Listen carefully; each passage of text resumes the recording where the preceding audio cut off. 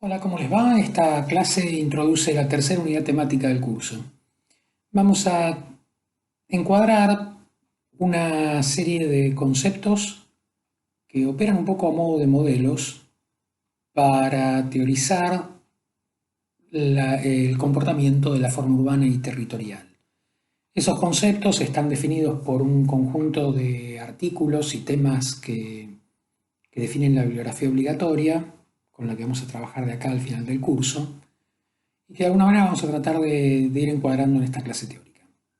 Esos temas a la vez están vinculados a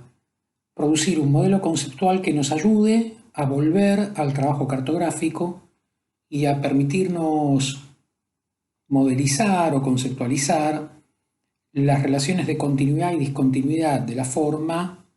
y de semejanza y diferencia, de modo tal de poder eh, volver a trabajar sobre las cuestiones de notación, ahora ya con un marco teórico o con determinados encuadres conceptuales que nos permitan definirlo estratégicamente. Esta unidad encuadra fundamentalmente, ¿no?, como estos problemas que hemos tratado de ir presentando en lo que va del curso, los problemas de interpretación e imaginabilidad de la forma urbana y territorial, la relación que se establece entre los comportamientos arquitectónicos, infraestructurales y naturales del territorio. Y en particular en esta última unidad vamos a enfocarnos en la relación entre el relevamiento, la descripción con la que venimos trabajando y la imaginabilidad. Y cómo emergen de este trabajo de registro y de interpretación algunas hipótesis respecto de los escenarios de transformación. Para eso queremos volver sobre las cuestiones de notación y entender de alguna manera cómo se establece la relación entre los documentos de relevamiento y los de proyecto, el plano, el plan, la plataforma, y sobre todo tratar de empezar a robustecer la interpretación de los comportamientos de la forma del área de estudio, empleando algunas categorías que nos permitan conceptualizarlo. Esas categorías que vamos a introducir a partir de hoy son campo, red, palimpsesto, trama rasgada y ecología. Vamos a tratar de ir recorriendo una a una, tratando de encuadrarla, por lo menos inicialmente, más allá de lo que después avance cada uno de ustedes con la lectura, y a la vez asociarla con algunos ejemplos. Empecemos por la categoría de campo, que sale de alguna manera, o en todo caso llega al curso, acompañada de un texto escrito por Stan Allen, que se llama Del objeto al campo, condiciones de campo en arquitectura y urbanismo. Ahí Stan Allen trata de darle consistencia o encuadrar esta idea de campo como una idea justamente contrapuesta a la idea del objeto, o en todo caso como una evolución del concepto de objeto. Si la arquitectura eh, durante mucho tiempo ha tendido a reconocer su modelo conceptual primario como un modelo de objeto, como la definición de un volumen finito, acotado, asociado a un espacio. Lo que le interesa a Allen es promover un tipo de visualización de la forma que fundamentalmente tienda, dice él, ¿no?, como no tanto a pensarse como una configuración formal permanente, estable, certera, sino un modelo conceptual que admite el cambio, el accidente y la incertidumbre, que básicamente, ¿no?, como permita moverse de la unidad a lo múltiple, de lo individual a lo colectivo, de los objetos a los campos. La categoría de campo, ustedes saben, tiene relación con la matemática, con la física, incluso podemos decir con el arte, pero en este caso está entendida como una matriz formal o espacial, capaz de unificar diversos elementos respetando al mismo tiempo la identidad de cada uno de ellos. Eso es fácil decirlo, entender la forma de un modelo que permita eh,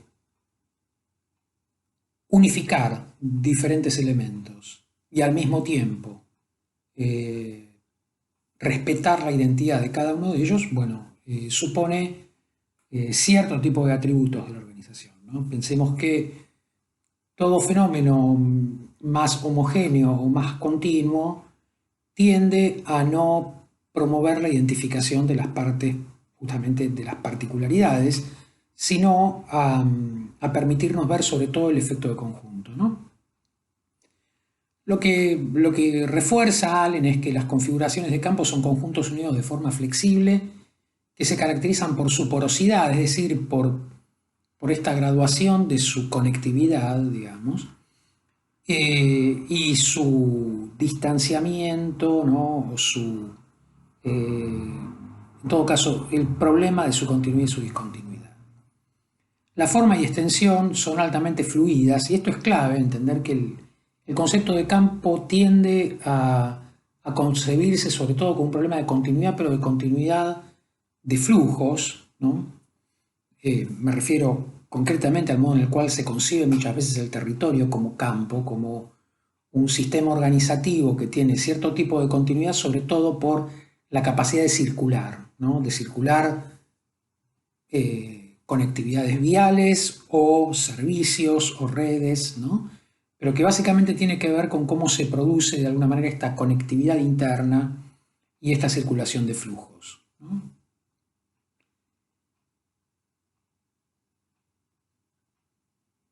Las reglas de combinación tienen menos que ver con la disposición de elementos diferenciados o identificables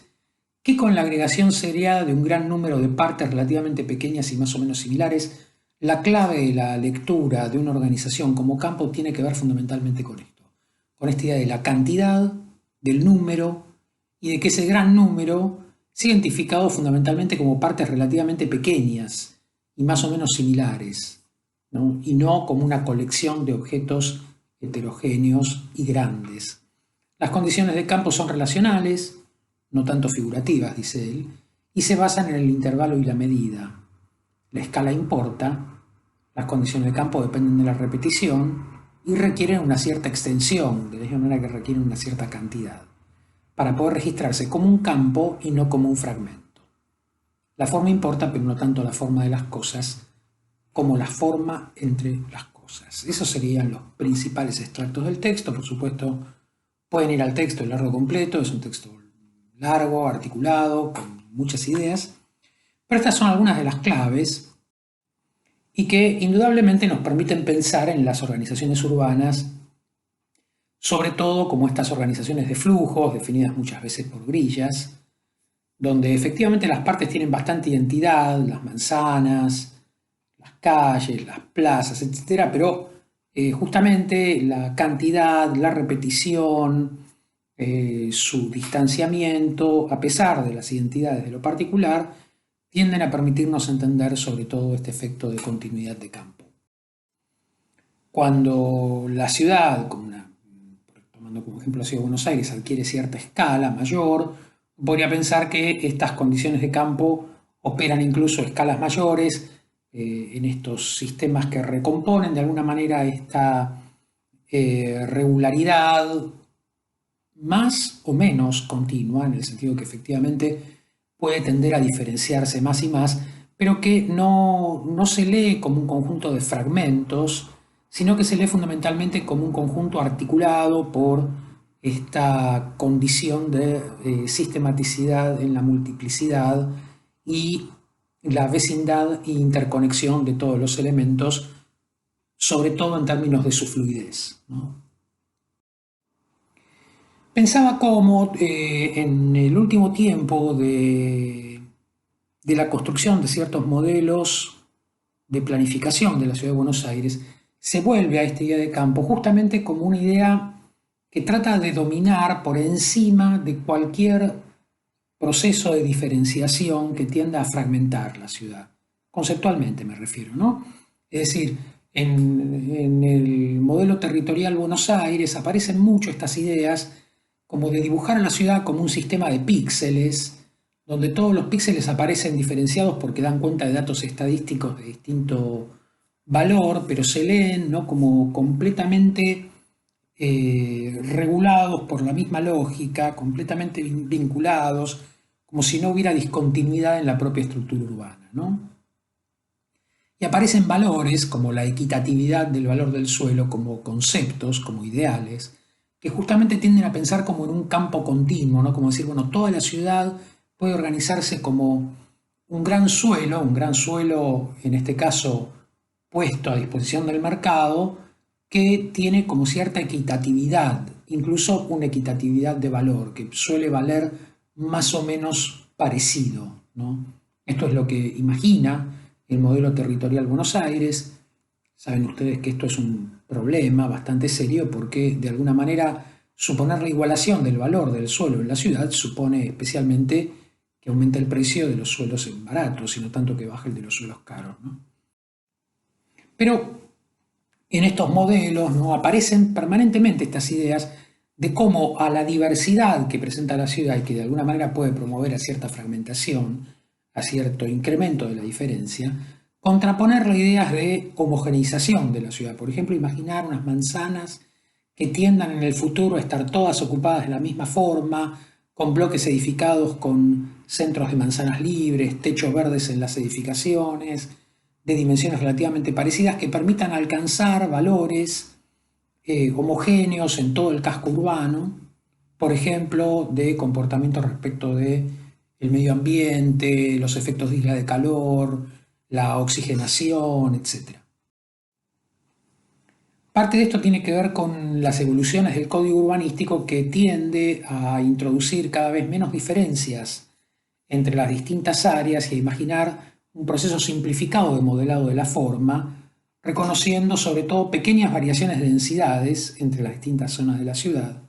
los corredores centrales, las áreas de media densidad de los barrios, las de más baja densidad, que nunca es tan baja, ya empieza a ser siempre una densidad aproximadamente media, ¿no?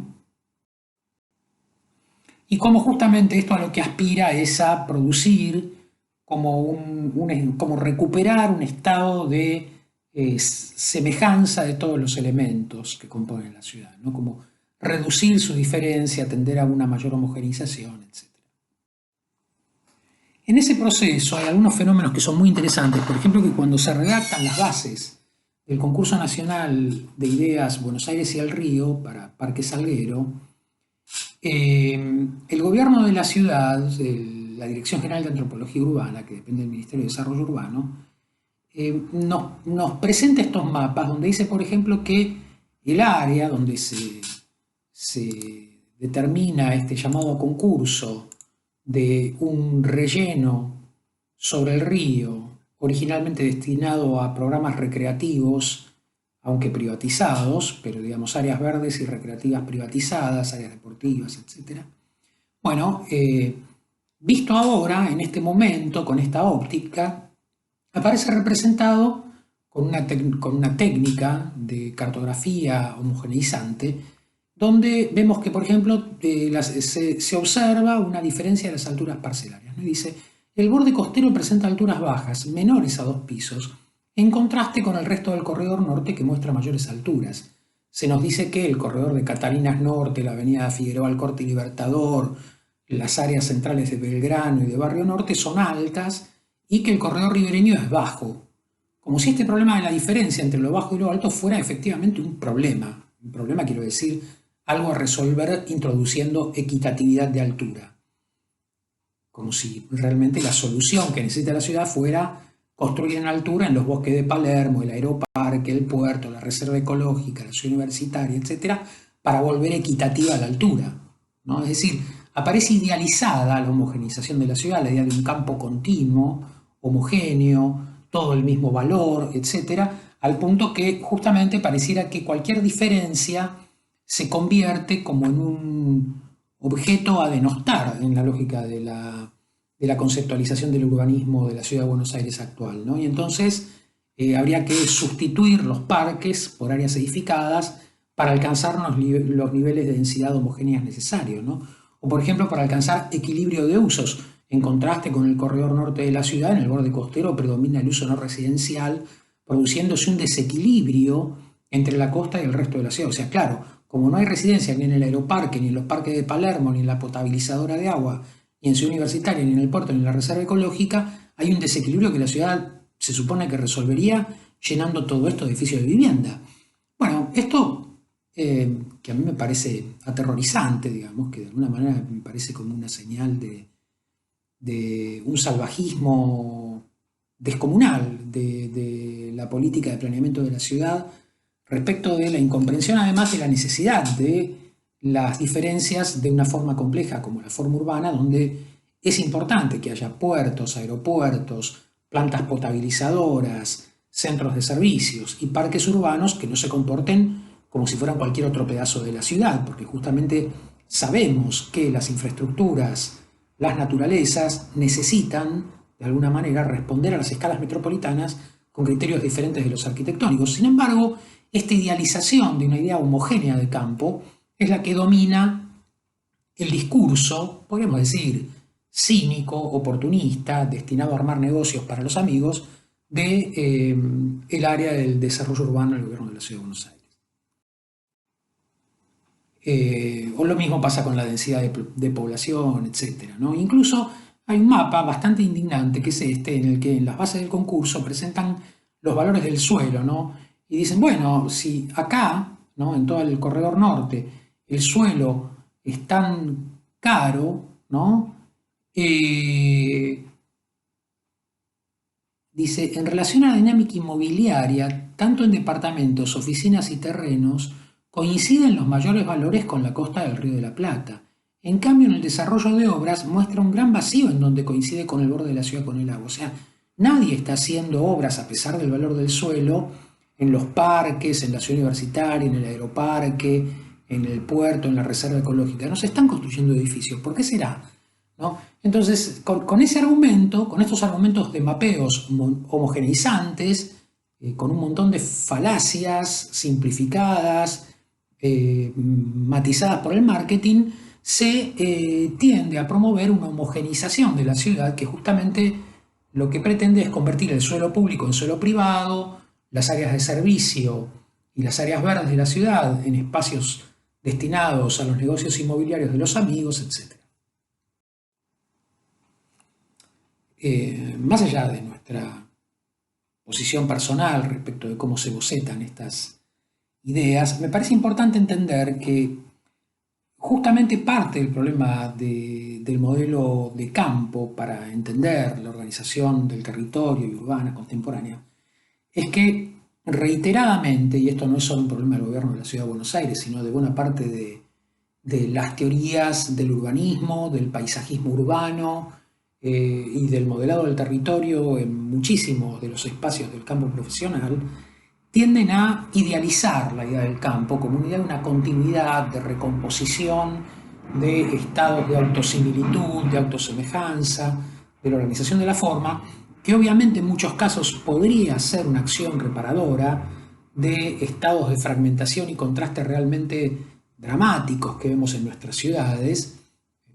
Ustedes los conocen muy bien, digamos que son parte de los fenómenos de exclusión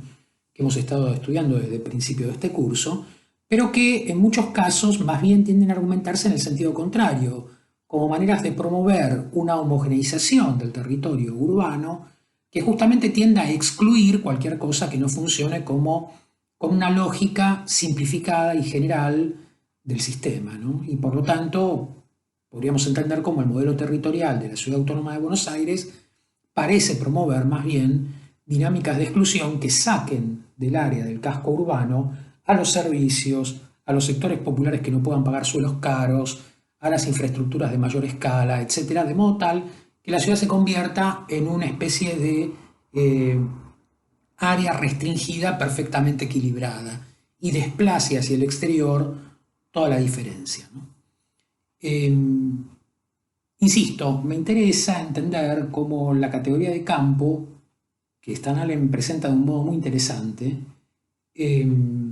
está siendo frecuentemente manipulada como una idealización de la continuidad y la autosemejanza, cuando en realidad la categoría de campo justamente lo que nos permite es entender que en los mapeos en los que emergen las diferencias, el esfuerzo que debiéramos producir es interpretar esas diferencias y no considerar que se tratan de problemas que deben ser solucionados introduciendo homogeneidad necesariamente, ¿no? no es necesariamente el estado de homogeneidad el estado ideal de la organización de la forma urbana y la territorial, ¿no? La segunda categoría que me gustaría introducir es la de palimpsesto, que proponemos apoyada en la bibliografía El territorio como palimpsesto de André Corvós. Como ustedes saben, ese texto se concentra especialmente en el comportamiento del territorio, no ya exclusivamente de la ciudad, y piensa todo el tiempo como en esta relación ciudad-territorio, como entendiendo al territorio, yo diría al mundo ya prácticamente, y esto es algo importante para Corvós, como un territorio dominantemente antropizado. Es decir, incluso las áreas que percibimos como naturales son áreas que están ya puestas al servicio de las dinámicas del espacio artificial, humanizado, ¿no? Y por lo tanto, a él le interesa cómo se concibe la explotación de los suelos naturales a través de la agricultura, de la minería, etcétera, pero también cómo esto tiende a establecer una relación con la cultura y la ciudad, donde permanentemente lo que sucede es una renovación de la organización del territorio. Es decir, el territorio aparece organizado, aparece utilizado, y cada vez que se lo utiliza o se lo antropiza, incluso en términos naturales, lo transformamos y por lo tanto aparece como un cambio de estado, ¿no? Pensemos, por ejemplo, las dinámicas agrícolas y en los fenómenos de, por ejemplo, en el caso del área metropolitana de Buenos Aires, ¿no? Cómo las dinámicas de las aguas de superficie empiezan a regularse entubando arroyos, canalizándolos, secando áreas para poder volverlas productivas, primero desde el punto de vista de la explotación agrícola ganadera, después para producirlas útiles hacia los procesos de suburbanización crecientes, pero como todo esto tiende además a cambiar el comportamiento medioambiental y por lo tanto empiezan a aparecer dinámicas de inundación, escurrimientos de aguas diferentes, que vuelven a transformar el territorio. Entonces la naturaleza cambia por la acción del hombre y a la vez impone sobre el territorio nuevos comportamientos que vuelven a afectar las dinámicas del hombre, que a la vez introducen nuevos cambios. Esto, para Corvós, tiene que ver con cómo justamente el territorio es entendido sobre todo como un proyecto, ¿no? Y en este caso, ¿no? Él propone, ¿no? que este proyecto es un proyecto cambiante, que se produce repetidamente, ¿no? Dice él, el territorio lleno de huellas y de lecturas forzadas se asemeja más bien a un palimpsesto, no tanto a una acumulación simple donde cada cosa se pone encima de la otra, como una estratificación de acciones. El palimpsesto es el objeto que se desarrollaba sobre todo en la Edad Media para la escritura, que ante la escasez de papeles de calidad o pergaminos de calidad, lo que se hacía era borrar un pergamino ya escrito y escribir encima, ¿no? Y por lo tanto al escribir quedaba la visualización de la nueva escritura, pero lo que aparecía borrado atrás siempre dejaba alguna huella. Entonces uno veía al mismo tiempo lo que estaba antes y lo que se ponía después, ¿no? Dice, para poner en funcionamiento nuevos equipos, para explotar más racionalmente algunas tierras, a menudo es indispensable modificar su sustancia de manera irreversible. Pero el territorio no es un envase perdido ni un producto de consumo que se reemplaza. Cada uno es único, de ahí la necesidad de reciclar, de raspar una vez más el viejo texto que los hombres han inscrito sobre la irreemplazable materia de los suelos para depositar allí uno nuevo que responda a las necesidades actuales antes de ser a su vez derogado. Esto que parece concebido casi como un problema de la dinámica de los cultivos en el campo, es muy pertinente para pensar las dinámicas de transformación también de la ciudad. Permítanme una simplificación, ¿no? Si tomamos como ejemplo justamente un caso que ya hemos visitado, como la ciudad de Roma, que tiene un largo recorrido a través de la historia, es bastante visible entender cómo sus dinámicas de organización responden muy especialmente a este problema de la manera en la cual cada proyecto romano, ¿no?, se reinscribe sobre un proyecto previo y conserva, pero al mismo tiempo borra algunos de los atributos anteriores, ¿no? Hay una frase bastante famosa, bastante interesante, que se emplea mucho en Europa, ¿no?, que es esta de todos los caminos conducen a Roma, que tiene que ver con la manera en la cual los caminos que se trazaron en la época de máxima expansión del Imperio Romano todavía ordenan la mayor parte de las estructuras viales europeas. Este es un ejercicio desarrollado con cartografías digitales contemporáneas que interpretan datos de los sistemas de rutas y los visualizan traduciéndolos a este sistema de ramificaciones que esta investigación de MoveLab justamente se llama Roads to Rome, es decir, Caminos a Roma, y trata de ver cómo sobrevive todavía esta estructura vial que de alguna manera se origina en el imperio hace más o menos 2000 años, ¿no? Esa estructura tiende a basarse, ¿no?, como en cómo desde la ciudad de Roma salían una serie de caminos pavimentados que estaban concebidos como administración del imperio, ¿no? Esto aparece representado, por ejemplo, en esta tabla de la época romana. Y todavía en la actualidad, si ponemos foco en un pedazo de la ciudad de Roma, podemos reconocer, por ejemplo, la traza de la Vía Flaminia, una de estas antiguas vías romanas, como un indicio que permite empezar a comprender parte de la muy variada organización de todo este sistema vial. Lo único que estamos viendo en este documento es el sistema vial de la Roma contemporánea y el río Tíber, ¿no? Fíjense cómo si tomamos la Vía Flaminia podemos entender cómo de la Vía Flaminia hacia la izquierda hay una serie de organizaciones más regulares, ¿no? Hacia la derecha hay una serie de organizaciones más irregulares, hay algunos puntos claves, como por ejemplo la actual Piazza del Popolo, apenas cruzando las antiguas murallas romanas, que distingue también unas organizaciones diferentes en las áreas internas de las antiguas murallas respecto de las organizaciones que suceden del otro lado. A la vez podemos ver cómo la Vía Flaminia establecía una relación muy concreta justamente con un dato primario del territorio, que era la estructura geológica natural original. Seguramente muchos recuerdan que Roma aparece descrita muchas veces como la ciudad de las 7 colinas, ¿no? Hay efectivamente 7 colinas que rodean el área o que definen el área en la que de alguna manera se desplegó la antigua Roma, ¿no? Y justamente lo que reconocemos es que esas colinas tienden a volverse muy influyentes en la traza de los sistemas viales, ¿no? Los sistemas viales más irregulares son los que tienden a moverse en los puntos altos de las colinas y justamente las contornean, suben con los típicos sistemas, ¿no?, de adaptación para poder trepar en una colina, que es moverse a lo largo del contorno, subiendo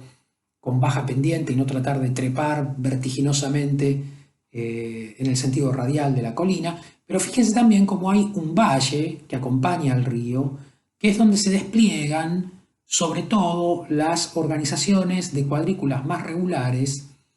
que en muchos casos además tienen que ver con las dinámicas de crecimiento más tardío de la ciudad, justamente porque esas áreas probablemente en determinados momentos históricos eran áreas inundables, etc. Entonces la Vía Flaminia corre por el valle como modo de trabajar la relación entre el área central de la ciudad y el norte de Italia y su relación con el centro de Europa, pero por otro lado todo el sistema vial empieza a explicarse por el modo en el cual se van poniendo en distintas épocas estos caminos en relación a estas geografías como procesos justamente de superposición, ¿no? Pero, por ejemplo, si tomamos el trabajo del arqueólogo Rodolfo Lanciani, Forma Urbis Roma, hecho a principios del siglo XX, ¿no?, Justamente lo que él trata es entender en esta organización cómo se producen estas superposiciones históricamente, ¿no? Entonces, reconocemos una técnica de dibujo muy sofisticada que permite ver con mucho detalle la presencia de algunas de las ruinas de la antigua Roma, la definición de los bordes de las colinas más significativas, ¿no? Que las vemos como topografías, como sombras de estas especies de mesetas, ¿no? Altas y laderas que de alguna manera definen transiciones características en la organización de la ciudad. Esto explica de alguna manera muchas de las rotaciones o acomodamientos que tienen los elementos más antiguos,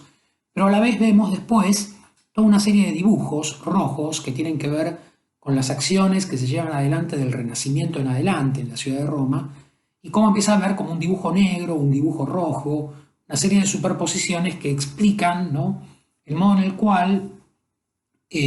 después del Imperio Romano, especialmente en la Primera Edad Media, ¿no?, lo que se producen son demoliciones, vaciamientos de la antigua ciudad, que después motivan acciones nuevas de reconversión de la ciudad, especialmente en el Renacimiento y el Barroco. Entonces vemos un poco todas estas superposiciones, ¿no?, como de la antigua vía Flaminia romana, lo que era, ¿no?, como el borde de la fortificación de la ciudad de Roma antigua,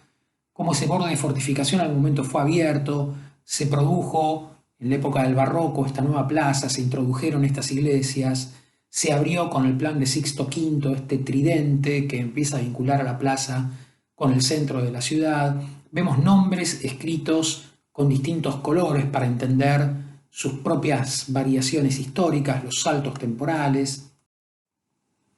Y podríamos reconocer incluso, ¿no?, como en el plano de Noli, cómo hacia 1748 se estaban llevando adelante estos procesos de transformación de la ciudad. Y como, por ejemplo, la Piazza del Popolo tiene una forma que no es la que reconocemos en la actualidad, seguramente recuerden una forma elíptica, ¿no?, desarrollada pocos años después, pero como acá todavía la plaza tiene esta forma casi como de conector entre la puerta y las avenidas, pero ya están las iglesias, es decir, podemos ir encontrando lo que había, lo que se borró, lo que se produjo después, ¿no? E incluso podemos entender justamente cómo hay acciones unificadas, sistemáticas, organizativas, como el plan de Sixto V, que introducen centros, intervenciones urbanas de cierta escala, aperturas de avenidas, que modelan transformaciones no ya como acciones puntuales, sino como sistemas, ¿no? El plan, justamente, como hemos visto en algún momento, es este tipo de acción proyectual que reconoce el comportamiento de la ciudad, lo diagnostica, produce algún tipo de relevamiento, como el plano que vemos, ¿no?, y sobre ese mismo plano dibuja una transformación, proyecta un cambio que se concibe como un cambio unificado, sistemático, estratégico en la organización de la ciudad. En este caso es una idea de cómo poner en relación los principales templos de la ciudad con grandes avenidas que articulen las peregrinaciones de quienes visitan la ciudad de Roma y hagan este trayecto que va de San Pedro y el área del Vaticano a Castel Sant'Angelo, cruce el puente, puedan moverse hasta Piazza Navona, entrar en relación con las iglesias de esta plaza, moverse por esta avenida y llegar a Piazza del Popolo, entrar en relación con las iglesias de esta otra, ir hacia Piazza España y entrar en relación con estas otras iglesias. Es decir,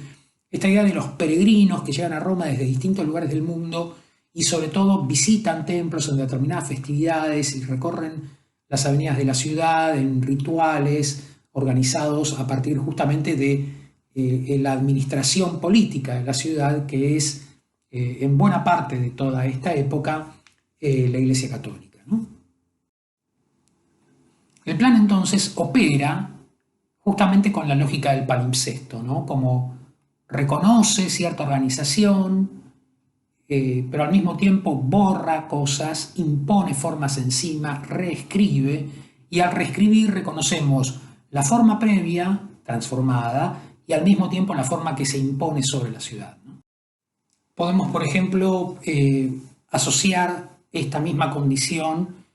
en el plan de París encargado por Napoleón III al barón Georges Eugène Haussmann, que traza sobre las áreas céntricas de la ciudad de París la apertura de una serie de avenidas que, por un lado, introducen de alguna manera todas las bondades del higienismo moderno vinculadas a la apertura de espacios de avenidas llenas de sol, bien ventiladas, etcétera, sobre los tejidos medievales compactos, oscuros, etcétera. Esto a la vez supone una optimización de las articulaciones del espacio público, supone los atributos del concepto de campo que nos proponía Stan Allen, vinculados a la fluidez, justamente a desmontar la idea de una ciudad de fragmentos, de una ciudad de áreas difíciles de acceder, excluyentes, etcétera, que justamente motivan el plan por sus antecedentes políticos recientes, por la revuelta de las comunas en las cuales los barrios populares se sublevan contra el gobierno central y vuelve muy difícil la recuperación del control del territorio para los ejércitos del gobierno central porque justamente no podían avanzar en las pequeñas y tortuosas calles de los barrios populares de París, ¿no? Es decir, la idea de la circulación de los flujos obviamente tiene que ver con los ideales modernos, con la facilitación de la circulación, con el paradigma higienista, con el comercio, con el buen tránsito de los habitantes de la ciudad, pero también con un concepto de un espacio público políticamente continuo y homogeneizado, ¿no? Que de alguna manera aparece gobernado, ¿no? Por la estructura política dominante y no capaz de fragmentarse y autonomizarse en el control del territorio, ¿no? Es decir, la idea de un territorio menos fragmentado, un territorio más unificado, también tiene que ver con este modelo de un espacio que tiene determinada gobernanza, ¿no? Que tiene cierta capacidad de ser administrado. Esas acciones se ordenan bastante claramente bajo la lógica del palimpsesto, ¿no? Quiero decir, tiene mucho que ver con esta idea de cómo borrar algo de la ciudad, ¿no? Como sacar un pedazo de la ciudad, demolerlo, ¿no? Y construir encima, trazar un proyecto encima, ¿no? El plan, ¿no? Aparece un poco en este pasaje entre el relevamiento y el proyecto como una manera de reconocer ciertos atributos de la ciudad, cierta oportunidad de intervención, cierta idea de qué poner en valor, qué mantener, qué transformar, y justamente supone una acción que, como bien señala Corbós, como borra y reescribe, ¿no? Y algo de lo que borra deja algún tipo de huella, aunque sea una huella en la memoria, pero probablemente también una serie de huellas físicas que de alguna manera influyen en la traza del nuevo proyecto, ¿no? Es fácil pensar cómo Le Corbusier, pocos años después, en el Plan Voisin, imagina acciones que guardan relación con las acciones de Haussmann. Fíjense cómo, ¿no? Estas avenidas, estas plazas, estas conexiones que formaban parte del Plan de París, ¿no? Ahora puestas en relación con lo que imagina Le Corbusier como la reconversión de otro tramo del centro, pero con una clave de sus propios proyectos, ¿no? De Rascacielos en Cruz, de Radianes, etc. Bueno, parece simplemente ser como una declinación de las mismas lógicas. En realidad el problema es bastante distinto, ¿no? O sea, es muy frecuente cuando se presenta el Plan Voisin que se presenta como una especie de idea de un visionario irresponsable, etcétera, ¿no? Como si fuera una cosa muy fantasiosa pensada por Le Corbusier, la de demoler una parte del centro de París y reconstruirlo para producir una nueva ciudad. Bueno, de hecho, eso había sucedido hacía bastante poco tiempo, hacía más o menos 50 años al momento en el que él produce el Plan Voisin. Lo que pasa es que lo que caracteriza el Plan Voisin, y sí lo vuelve realmente poco probable de ser realizado, y que es en realidad el principal motivo por el cual es improbable que esto prospere, es que imagina un suelo libre público, es decir, imagina que el suelo que se libera es un suelo que no aparece completamente regulado por la lógica del mercado, sino que aparece como un suelo integrado a los paseos públicos, a los espacios verdes de la ciudad, etc. Esa idea, que de alguna manera cambia la propia matriz del concepto de propiedad, bueno, es probablemente lo más revolucionario que supone el proyecto de Le Corbusier, y no tanto la idea de demoler una parte del centro de la ciudad para hacerlo de nuevo, que era algo que en buena parte, como vemos, ya había sucedido. En ese sentido, cuando proyecta el plan director para Buenos Aires en el 47, el tipo de acción que propone Le Corbusier es bien diferente, ¿no? O sea, justamente opera un poco más rigurosamente en esta lógica del plan, de imaginar que hay una ciudad que existe y una serie de acciones que muy selectivamente deciden dónde intervenir y cómo, y por eso la técnica de representación del plan es el fotomontaje, ¿no? O sea, hay una ciudad que se queda tal cual es, y hay una serie de acciones muy localizadas que tienen que ver un poco a la manera de Haussmann, ¿no? Como con abrir avenidas, con introducir algunos espacios públicos acompañados de equipamientos de gran escala, pero no tanto en producir como demoliciones completas de barrios, etcétera, como en algún momento Le Corbusier hacía de un modo mucho más entusiasta, ¿no? Esta idea del plan aparece ahora justamente en esta superposición entre el registro de la ciudad tal cual es y la imaginación de su transformación, también a modo de palimpsesto, como borrar y superponer y reescribir, ¿no? Esto sucede muy especialmente en el centro, donde uno entiende cómo aparece como el centro de diversiones puesto sobre la avenida Corrientes, ¿no? Fíjense cómo se pone algo sobre algo que ya existe, se sustituyen los edificios, se imagina una nueva avenida Corrientes, pero es la avenida Corrientes, y lo que hay ahí son las cosas que están en la avenida Corrientes, son los teatros, los cines, las librerías, los restaurantes, pero ahora en un nuevo tejido moderno de ciudad abierta, etc. Donde estaba el antiguo Puerto Madero, ya en desuso, se propone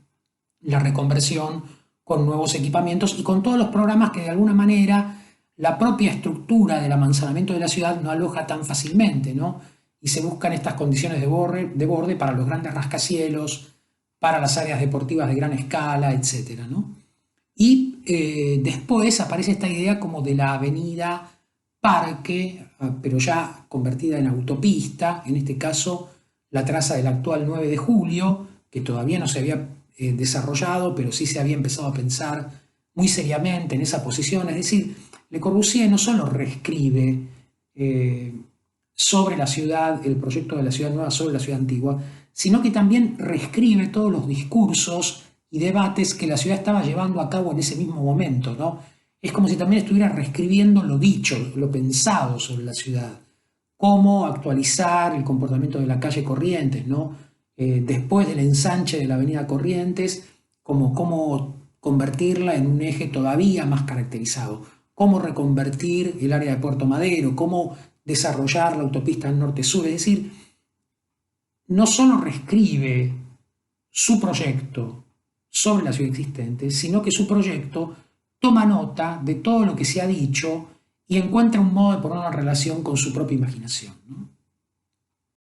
Es muy interesante entender que ese fenómeno persiste en la planificación de la ciudad de Buenos Aires y podemos pensar cómo buena parte de la planificación, de la transformación de las áreas centrales en cada uno de los planes que se desarrollan para la ciudad, reescribe el proyecto de Le Corbusier, ¿no? Es decir, el plan de Sarrail, el del 58, imagina dos grandes áreas de intervención, Catalinas Sur, Catalinas Norte, como un conjunto de rascacielos de servicios dominantemente para el terciario, para el trabajo en el norte, dominantemente para la vivienda en el sur, como reconversión de los barrios populares de los tejidos antiguos, que era algo que le obsesionaba a Le Corbusier. Bueno, y las torres que Le Corbusier ponía sobre el río aparecen en la frontera con el río, ¿no? Pero por otro lado, la idea de las autopistas, de los sistemas viales concebidos como autopistas, parques, etcétera, reaparece. La reconversión del puerto y de Puerto Madero reaparece. En el plan director del año 2000 de Ballester Peña, para el año 2000, de Ballester Peña, hecho en el 66, ¿no? Reaparece la idea de cómo emplear el antiguo Puerto Madero y la expansión de la ciudad sobre el río a la manera del conjunto de torres que había pensado Le Corbusier. Pueden proveer expansión de las áreas de servicios del centro y nuevas áreas verdes, los sistemas de autopistas vinculando norte y sur, con los corredores hacia La Plata por un lado, hacia el corredor norte por otro, etc. O el plan de Curcham en el 70, la renovación de la zona sur, de nuevo, la reconversión de Puerto Madero, una nueva ciudad flotante al modo de las 5 torres de Le Corbusier, pero ahora con una organización más compleja. Bueno, ¿no? Como va volviendo a reescribirse el mismo proyecto. El ensanche del área central en 1980, el proyecto de Mario Roberto Álvarez y otros, ¿no? de los rellenos sobre el río como parque, la inclusión de las torres, ¿no? En relación al agua, como grandes edificios puestos sobre el agua, no ya adelante, sino en este caso sobre los diques. Bueno, es decir, modos de reinterpretar siempre este concepto que vuelve regularmente, hasta la realización del proyecto de la reconversión de Puerto Madero, que pone las torres, ¿no? De frente al río en el primer plano, sobre el horizonte, volviendo sobre estos dibujos hechos por Le Corbusier en una conferencia en 1929, ¿no? Es decir, estos dibujos de tiza sobre una cartulina mientras hablaba en una conferencia en 1929 motivaron, ¿no? Como toda una serie de reflexiones respecto de cómo pensar esta relación ciudad-río, áreas de servicio, concepto de relación entre la ciudad artificial y la ciudad natural, no sé, toda una serie de cuestiones que de alguna manera podemos reconocer como de un palimpsesto, ¿no? Se han ido reescribiendo regularmente en Buenos Aires y todo lo pensado ha adquirido algún tipo de presencia. Esto me parece clave, ¿no? Entender que en las dinámicas de transformación de la ciudad, los proyectos que probablemente no se realizan en el sentido de verse completamente hechos, ¿no? Van marcando tendencias, dejando huellas y condicionando las transformaciones sucesivas en la medida que se instalan en el imaginario, en los debates públicos y encuentran esta continuidad para ir modelando los procesos de transformación de la ciudad progresivamente reescribiéndose, ¿no? En este sentido me gustaría introducir esta tercera categoría, que es la de nodo red, que no está basada tanto en la idea de la red como la trama, sino más bien la red que emerge de las controversias y convergencias entre distintos actores, el sistema de relación entre distintos actores. Respecto de este resumen, de alguna manera, del contenido de los textos de referencia de la bibliografía, los textos de la teoría del actor red de Bruno Latour, me gustaría reforzar algunas ideas, ¿no? Latour introduce esta teoría del actor red, ¿no? Sobre todo como, poniendo en valor a la sociología y a esta herramienta para comprender las relaciones sociales. La forma urbana está en este sentido muy especialmente determinada por estas relaciones sociales, sobre todo como una ciencia de las asociaciones, ¿no? En esas interacciones se involucran las participaciones activas de agentes o actores humanos y no humanos, ¿no? Porque uno podría decir que en la organización del área metropolitana de Buenos Aires hay un montón de actores, ¿no? Como determinadas organizaciones sociales, instituciones públicas, corporaciones, el mercado inmobiliario, no sé, no sé, la Sociedad Central de Arquitectos y su capacidad o no de organizar concursos y de discutir con el gobierno de la ciudad los procesos por los cuales llevar adelante los mecanismos para debatir los proyectos de transformación,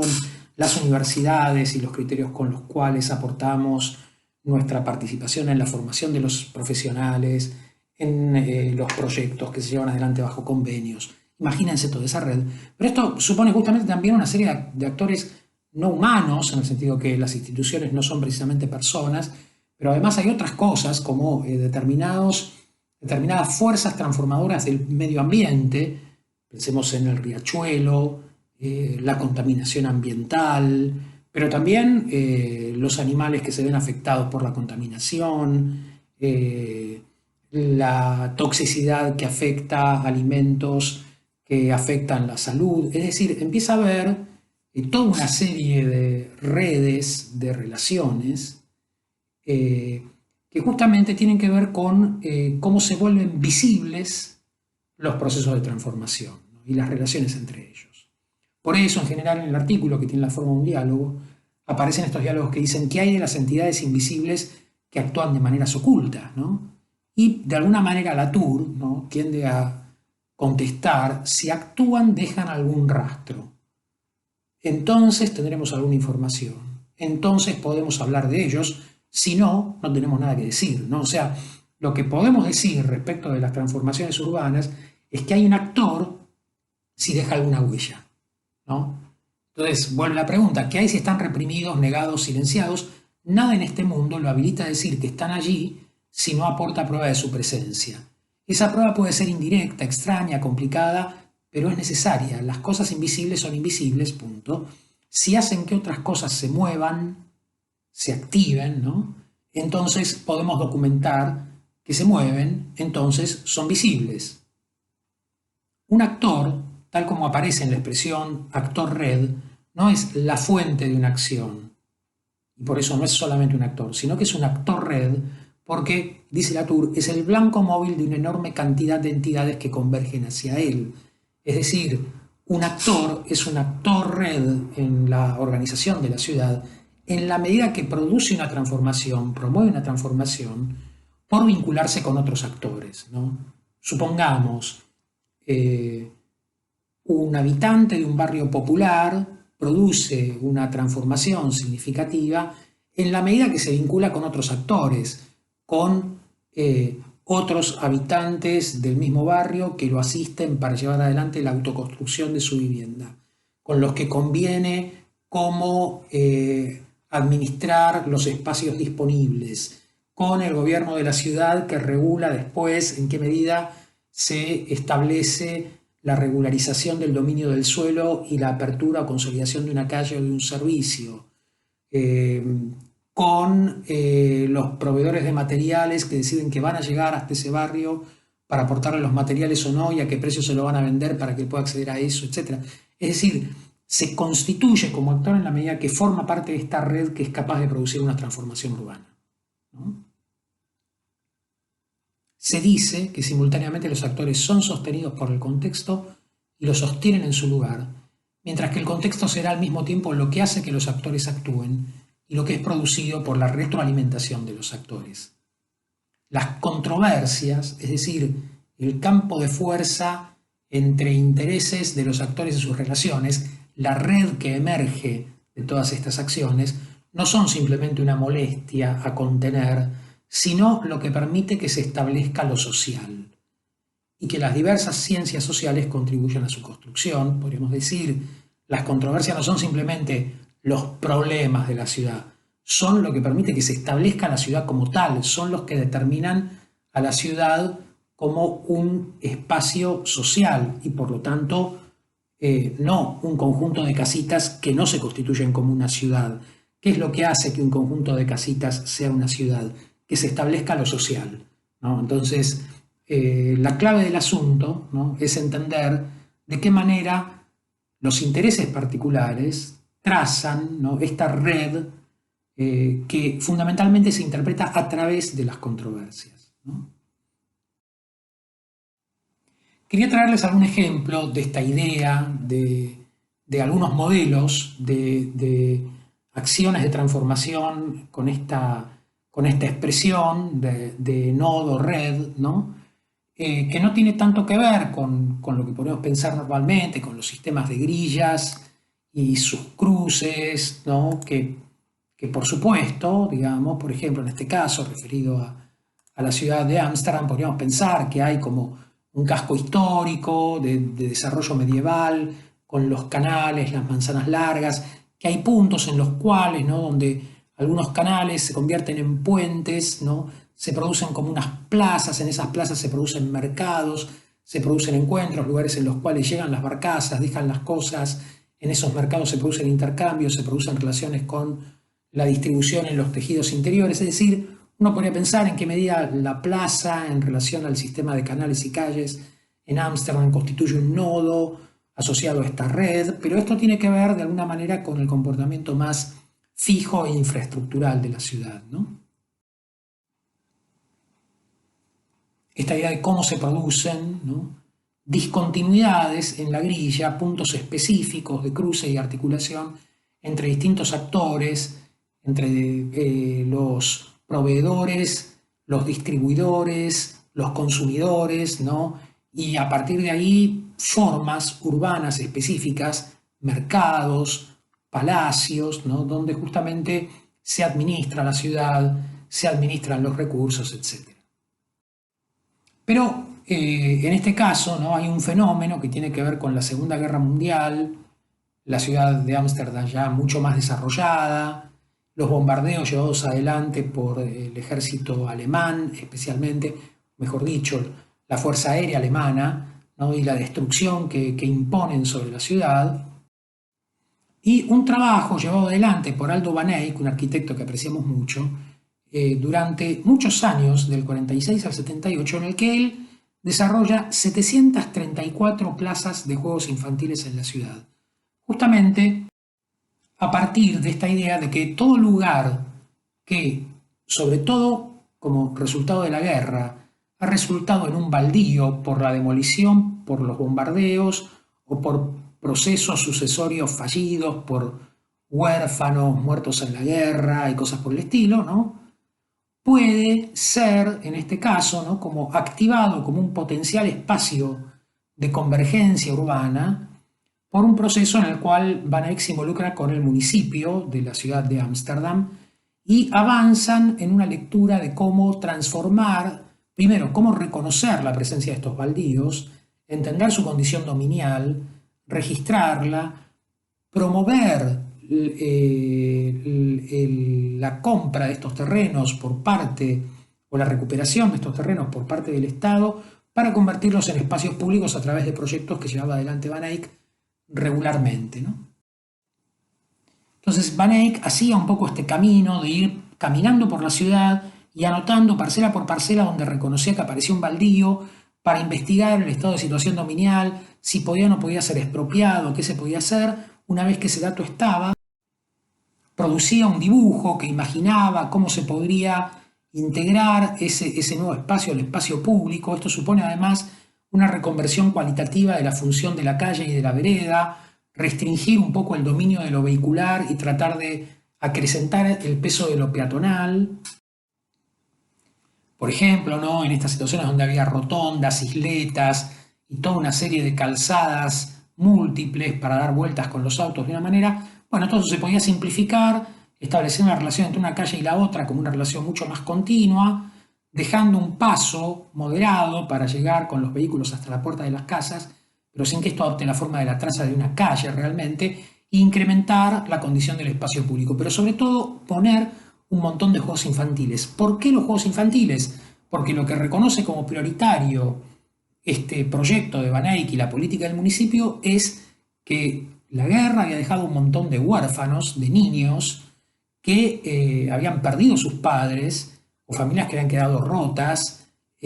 abuelos que habían perdido a sus hijos, que eran los padres de los niños, y que por lo tanto empezaban a ocupar roles de tutores respecto de los chicos, y a la vez quedaban desempleados por un poco las jubilaciones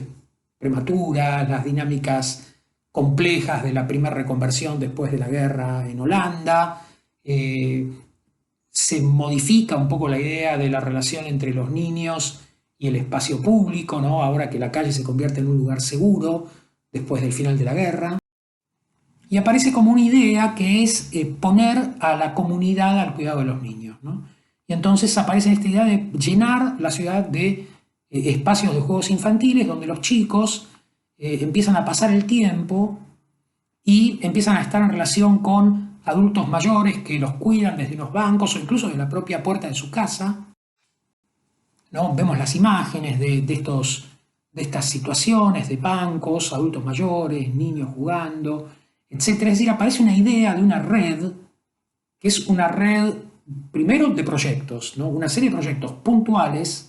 que no están vinculados entre sí físicamente, no están conectados conformando un campo continuo, sino que conforman una red porque concentran, ¿no? Como nodos, toda una convergencia de actores sociales que producen un fenómeno que es esta recualificación del espacio público a partir del cuidado de los niños y el acercamiento de uso del tiempo libre de las distintas generaciones en la posguerra, ¿no? Estas plazas que proliferan por la ciudad, uno podría decir, bueno, si lo pensamos ahora a modo de palimpsesto, van transformándose en la actualidad. Hay un muy lindo trabajo de Denisa Kolarova y Anna Van Lingen que lo que describe es que quedan exclusivamente de esos centenares que había alguna vez 17, ¿no?, en la actualidad, lo cual de nuevo se vuelve significativo respecto de justamente cómo se reescribe esta controversia, ¿no? ¿Cuáles son los intereses que han modificado el uso del espacio público en el Ámsterdam contemporáneo, que hace que ya no sea importante pensar en los juegos infantiles, en los niños en el espacio público, en las relaciones intergeneracionales, en los vecinos cuidando de los niños de los vecinos, etc. Es decir, que ha cambiado en los valores, en las relaciones, en la red de actores del Ámsterdam contemporánea para que estos proyectos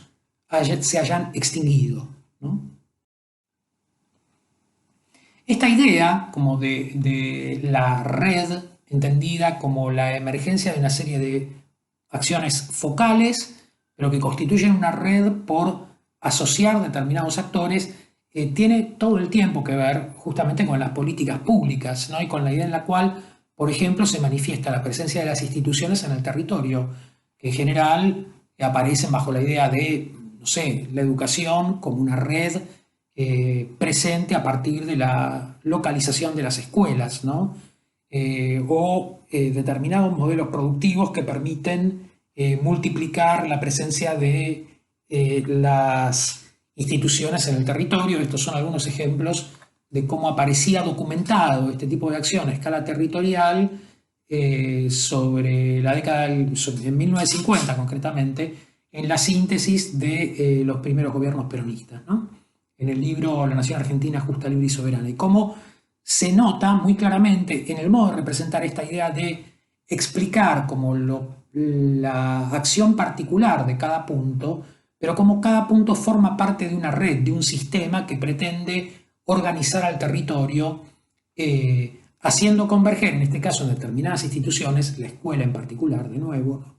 ¿no?, como esta idea de cómo activar ahora una dinámica social, una transformación social a partir de una institución, ¿no? Transformar el rol de los niños en el futuro a través de la educación, por ejemplo, ¿no? O, por ejemplo, esta idea de como modificar de alguna manera la matriz productiva del país, pensando que si se fabrican barcos hay que ordenar, ¿no? O sea, si existe la posibilidad de fabricar barcos, eso promueve un desarrollo industrial en la fabricación de los barcos, pero eso a la vez promueve una flota mercante que puede mover producción argentina en la comercialización internacional, para lo cual hace falta producir puertos, ordenar a la flota mercante, analizar la navegabilidad de los ríos y la capacidad de sostener los dragados. Es decir, empieza a constituirse una red compleja que necesita ser desplegada, entendida como una cadena de acciones individuales articuladas, ¿no? No solo podemos leer la presencia del Estado, de las instituciones, en las políticas de transformación territorial a partir justamente de la presencia, sino que también lo podemos leer a partir de la ausencia, ¿no? El mapa de iconoclasistas, la República de los Cirujas, mapeando las áreas de José León Suárez de la Cuenca del Reconquista, justamente lo que produce es un mapeo de las relaciones que se establece entre algunos puntos de presencia del Estado en forma de algunas instituciones y en realidad toda una serie de otras presencias vinculadas a otro tipo de actor, sobre todo organizaciones sociales vinculadas a los barrios populares, ¿no?, la identificación de los barrios populares, la comprensión de cómo aparece sobre todo el fenómeno del reciclaje en los barrios populares,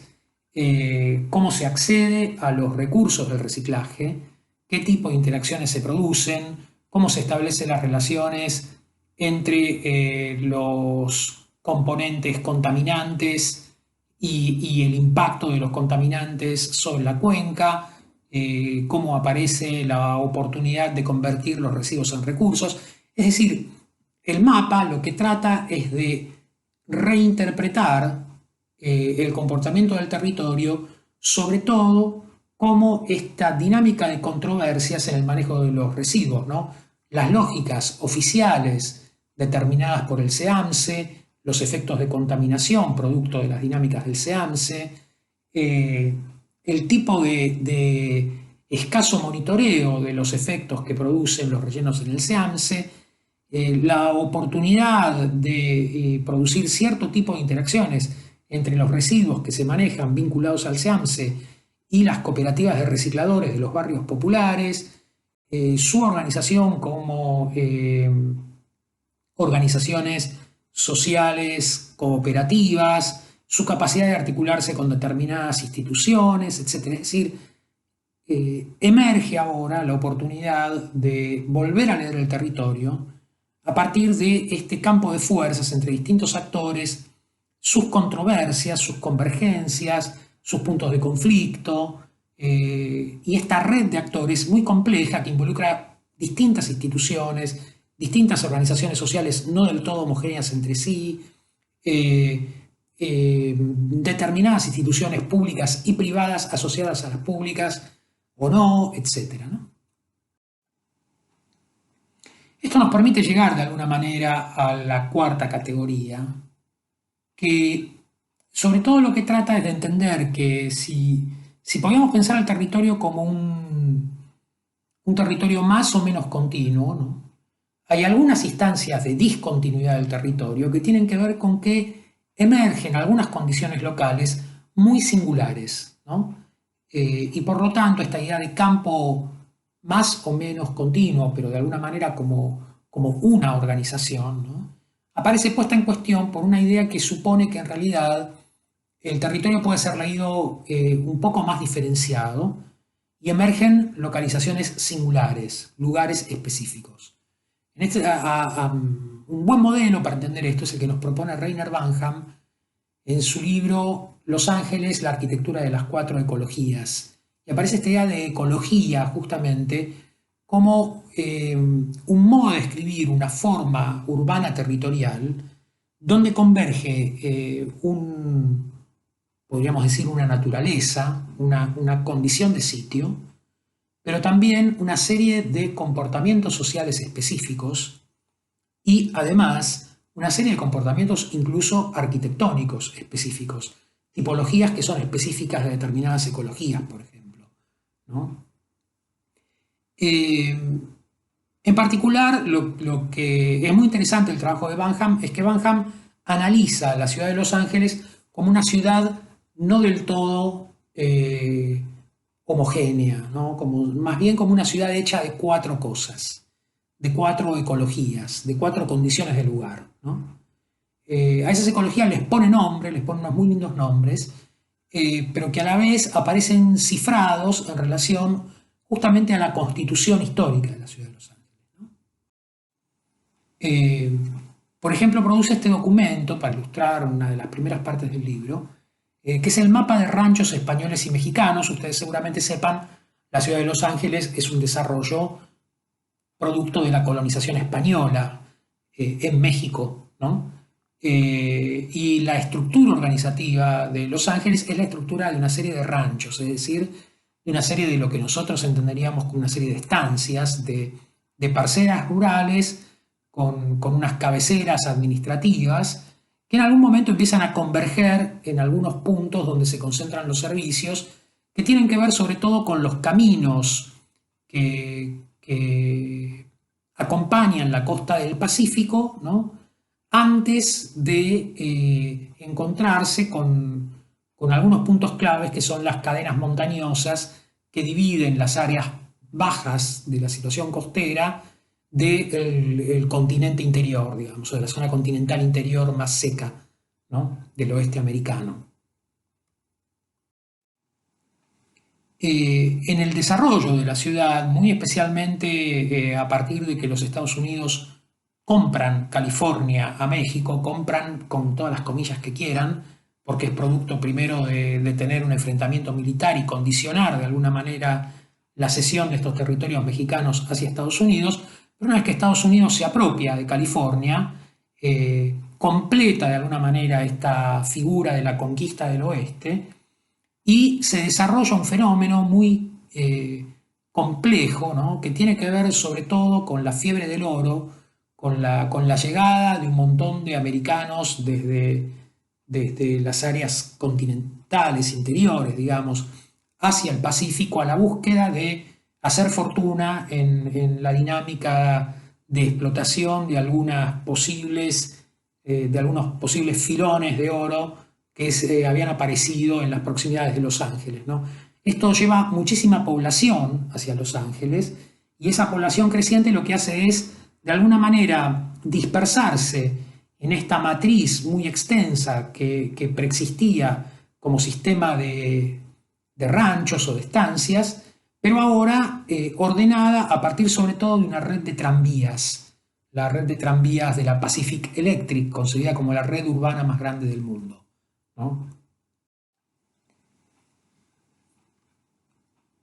Sobre ese sistema, ¿no? de ciudad expandida, de superpoblación, de gente que llega desde el interior de los Estados Unidos y se empieza a instalar en las costas de Los Ángeles, en el Pacífico de California, ¿no? Parte de lo que detecta Banham como una característica específica, una ecología de la ciudad de Los Ángeles, es aquella que tiene que ver con lo que él llama serfurbia, es decir, el suburbio de la ciudad, que en realidad es el área costera, pero que además está vinculado en particular a una cultura que es la cultura del surf, ¿no? Para 1970, cuando él produce este registro, en la costa de Los Ángeles hay toda una serie de pequeños poblados playeros que tienen toda una cantidad de actividades vinculadas al culto, al cuerpo, al ocio, a la vida natural, que produce una mezcla muy extraña de tradiciones hippies muy propias de la década del 60 en los Estados Unidos y toda la movida contracultural muy propia de la costa oeste de los Estados Unidos, asociada ahora a una estética del cuerpo y de la buena apariencia muy vinculada a la propia industria de Hollywood. Es decir, de esa mezcla muy particular aparece una ecología, que es un modo de vivir en relación a la playa, un tipo de ocio, el fisicoculturismo, la actividad del surf, toda una serie de formas de pasar el tiempo libre, de comer, de decorar las tablas, usar ciertos vehículos, etcétera, que se constituye para Banham como una ecología, ¿no? Esa ecología se contrapone a otra, que es la que él llama the foothills, es decir, los pies de las colinas. Los pies de las colinas guardan relación muy directa con algunos de los valores de la cultura del suburbio playero, pero es muy distinta porque en realidad tiene que ver más bien con los sectores altos. No se trata de un sector contracultural, sino más bien de aquellos que han tenido más éxito en la organización de la ciudad de Los Ángeles, sobre todo todos los emergentes de la gran industria del cine, los millonarios que han prosperado con Hollywood, los productores, los actores, ¿no? Los directores de cine, que habitan los barrios cerrados que se despliegan en las colinas de Hollywood, en Brentwood, en Hollywood, en Bel Air, en Pacific Palisades, en Beverly Hills, es decir, en estos caminos que trepan en las colinas y, dice Banham, cuanto más arriba estás es porque mejor te fue. Y tenés de alguna manera como todo un modelo de organización urbana, de tipología, de modo de vida, de modo de pensar la relación entre la vivienda y la ciudad, que es cualitativamente distinto del de aquellos que habitan en las villas costeras, ¿no? A la vez hay una tercera ecología completamente distinta de las otras dos, que es lo que presenta Banham como el ello de la planicie, ¿no? Esto no es tan fácil de traducir porque el ello, esta idea que en inglés se dice the id, está tomado de la teoría freudiana del psicoanálisis y es aquello que justamente tiene que ver con, podríamos decir, lo inconsciente, lo reprimido, y en este caso está especialmente ponderado como la vida vinculada a la pulsión, ¿no? Como el lugar al que llegan todos los que tienen el sueño de triunfar en Los Ángeles, ¿no? Que es la planicie, es la gran extensión urbana, es la grilla, es la ciudad, la muy extensa ciudad de Los Ángeles, ¿no? Ni el suburbio playero, ni la vida arriba de las colinas, sino esta especie de gran campo de tensiones donde se lucha por el éxito y donde solo algunos prosperan, pero todos tienen esta pulsión, ¿no? Por trascender y triunfar en el sueño americano de conquistar el oeste, sobre todo aquellos que vienen a tratar de convertirse en estrellas de cine, ¿no? Es decir, esa ecología es una ecología de la gran ciudad, de la ciudad que se mueve en vehículos todo el tiempo, que tiene que ver con todos estos lugares pretenciosos pero baratos, ¿no? Como moteles, restaurantes al paso, cabarets, grandes autocines, y que tienen que ver sobre todo con todos los sectores medios, más o menos prósperos, que están tratando de hacerse un lugar en la gran ciudad, ¿no? Y que de alguna manera debaten, ¿no? Cómo ocupar un espacio en esta ciudad.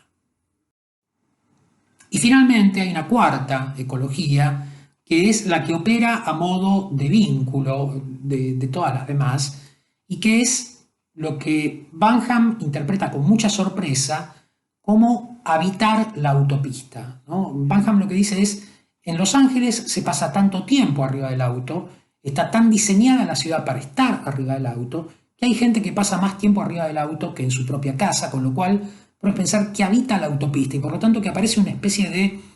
utopía de vivir en la autopista, que es lo que él llama la utopía. Y esto aparece vinculado a toda una serie de prácticas que por supuesto tienen que ver con escuchar música en el auto, escuchar radio en el auto. Algunas de las radios más famosas de desarrollo de la industria musical fueron justamente las radios de Los Ángeles, pero además esto tiene que ver con comer en el auto, con maquillarse en el auto, con llevar adelante un montón de actividades que además están propiciadas por estos grandes autos como comodísimos, llenos de espacio interior, ¿no? Donde por supuesto que se llevan adelante como un montón de actividades. Y todo este tiempo que se pasa arriba del auto es lo que de alguna manera despliega una cultura vinculada a lo vehicular, donde muchas de las actividades de la ciudad están vinculadas con eso. Las radios, los restaurantes, etcétera, se diseñan para esta vida arriba del auto. Dice Banham, la imagen que se hace del mundo de Los Ángeles es de una especie de planicie infinita, infinitamente grillada, con infinitas calles, salpicada infinitamente con casitas puestas una a la otra, agrupadas en barrios indistinguibles, partidos al medio por infinitas autopistas que han destruido cualquier espíritu de comunidad que alguna vez pueda haber existido, y así siguiendo infinitamente. Estas áreas centrales son donde las más crudas lujurias urbanas y las más fundamentales aspiraciones son creadas, manipuladas y con suerte satisfechas, ¿no? De alguna manera esta idea de la ciudad como un campo de fuerzas, de relaciones sociales, ¿no? Al modo que nos presentaba Latour, que convergen y modelan la ciudad, ¿no? Como conformando redes, es lo que le interesa a Banham, pero a Banham le interesa además reconocer cómo por momentos esas controversias, esas convergencias determinan muy especialmente el comportamiento de algunas áreas como singulares respecto de otras. Y podemos pensar ahora la ciudad como un espacio mucho menos continuo y más variado y más puesta en cuestión la condición de semejanza y diferencia en las lógicas de su propia organización. Quizá vale la pena que nos preguntemos cuando en la ciudad de Buenos Aires se modelan estas políticas de distrito, ¿no? Y aparece la idea de La Boca como distrito de las artes, o Lugano, Soldati, Villarrachuelo como distrito del deporte, o Parque Patricios y los Bajos hacia Nueva Pompeya como distrito tecnológico. Si se está tratando de cifrar ahí esta especie de caracterización de condiciones locales, ¿no? Como si uno dijera, bueno, en La Boca hay una serie de organizaciones sociales, dinámicas, tradiciones, características del tejido, que de alguna manera tiene como cierta singularidad y de alguna manera la hipótesis de convertirlo en un distrito podría promover que se concentren en ese lugar todos aquellos actores que están interesados en esa actividad y generar como de alguna manera una intensificación de esa actividad, ¿no? O lo mismo respecto del deporte en el área del suroeste, etc. En esa idea, ¿no? Aparecen preguntas, que es cómo entender que se establece de alguna manera esta dinámica, ¿no? Se establece como una dinámica que consolida las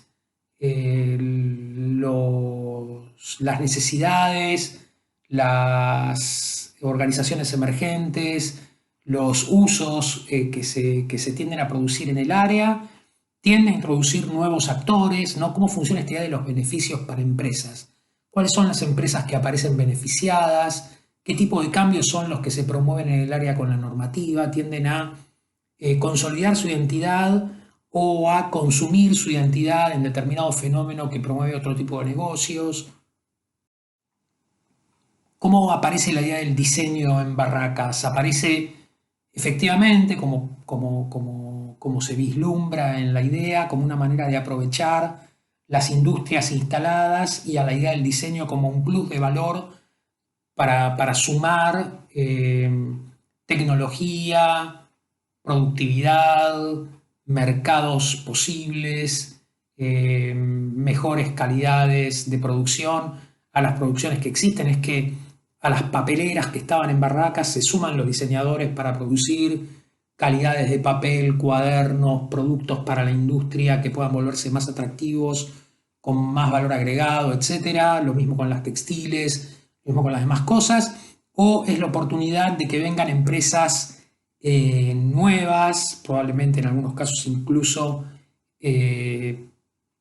corporaciones globales, a sustituir a las empresas familiares que estaban asentadas en el lugar porque están promovidos determinado tipo de inversiones inmobiliarias, etc. Es decir, este problema de hasta dónde las dinámicas que podemos reconocer como locales,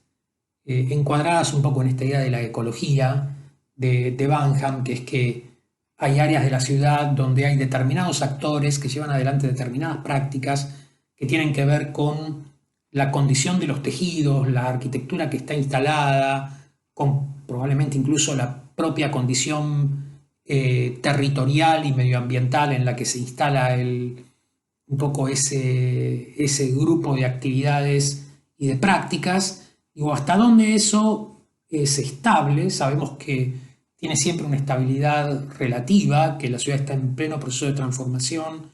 permanentemente, que ya Los Ángeles no puede ser descrita como la describía Banham en 1970, ¿no? Y por lo tanto muchas de esas ecologías han desaparecido como tales o se han reconvertido en otras cosas.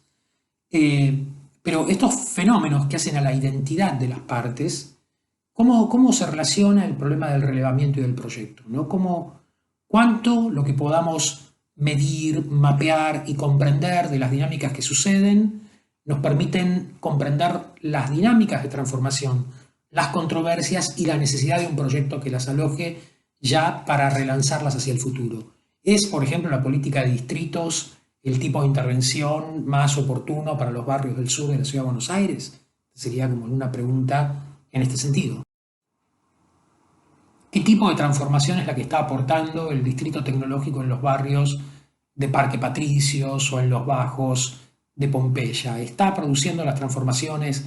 vinculadas efectivamente a la reconversión de los tejidos a partir del desarrollo de toda una serie de industrias de las nuevas tecnologías y vinculadas a la capacitación, a la creación de nuevos trabajos, a la reconversión de los sectores deteriorados de la ciudad, etcétera? o ese paraguas está promoviendo cierto tipo de negocio inmobiliario que no produce ese cambio, sino que produce otro, que introduce otro tipo de transformaciones, desplaza población, etc.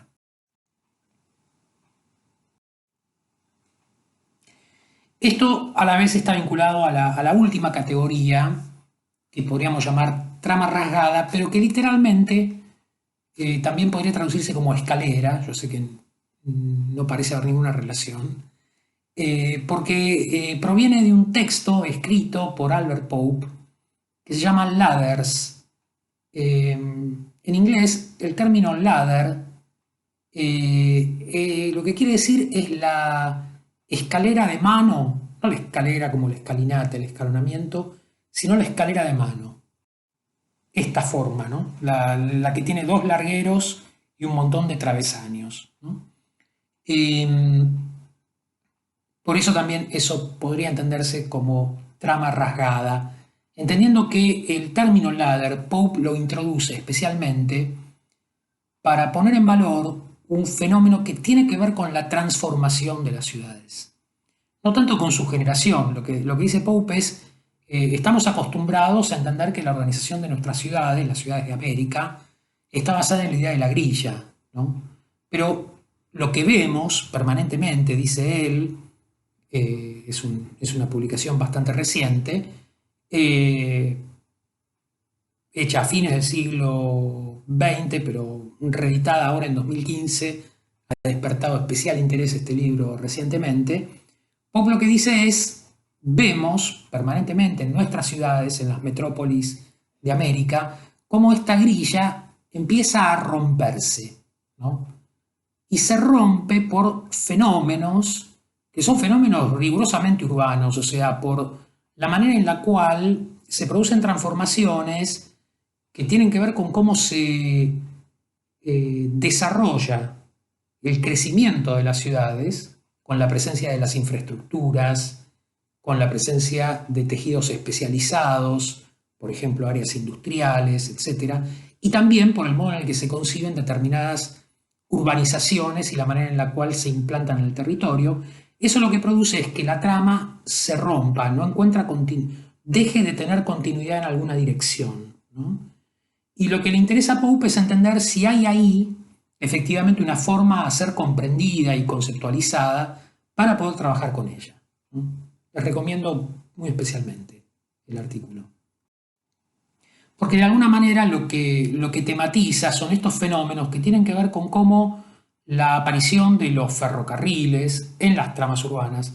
las autopistas, los equipamientos de cierta escala, lo que tienden a producir son efectos de discontinuidad en la organización de la trama, sobre todo en alguna dirección. O sea, lo que hacen es promover continuidades en alguna dirección, la que aparece, por ejemplo, vinculada por los sistemas de autopista, y discontinuidades en el sentido transversal, en el sentido contrario. Este modo de cortar, de alguna manera, la continuidad de la grilla y por lo tanto la continuidad de la superficie, ¿no? Lo que produce es una, en principio, segregación espacial o discontinuidad espacial, ¿no? Entonces hay como áreas de un lado de la autopista que tienen un tipo de desarrollo, áreas del otro lado que tienen otro, ¿no? Lo mismo sucede cuando aparece una implantación industrial. Esa implantación industrial discontinúa la estructura de grilla que pasa de un lado y del otro y empiezan a producirse organizaciones con cualidades distintas a cada lado. Esas organizaciones pueden a la vez adquirir lógicas excepcionales, o sea, pueden volverse ya no parte del mismo sistema de trama con las mismas características, sino modificar el concepto de calle, pensar las organizaciones de las calles como propias de ese fragmento o de esa parte discontinua, ¿no? Y podemos entender cómo aparecen estas ideas, por ejemplo, de ciudad-jardín, integradas a la propia estructura urbana como ciudades dentro de ciudades, y fenómenos que son incluso todavía más fragmentarios, que tienden a